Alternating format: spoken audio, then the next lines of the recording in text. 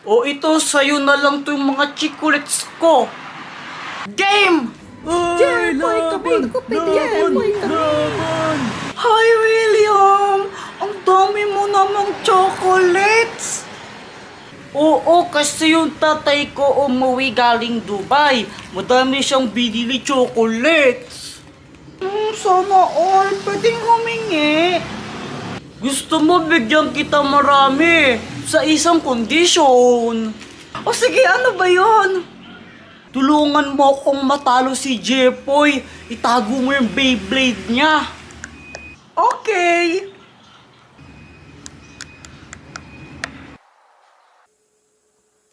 Alam nyo ba guys, sobrang nakakatawa. Kasi si William, hinahamon niya ako ng Beyblade battle. Sigurado ako matatalo lang siya.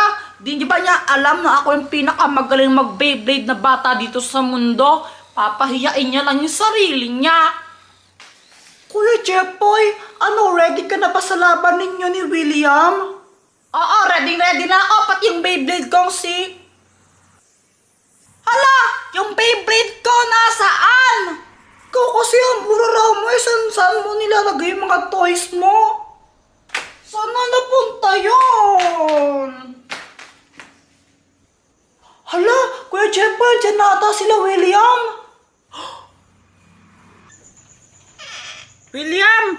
Tito, tuloy kayo. Pasok kayo dito. Sige. Wow, ang ganda pala ng bahay ninyo kahit maliit. William, kasi, baka di na kita malabanan, nawawala yung Beyblade ko, di ko alam. Nandito lang yun tas nawala.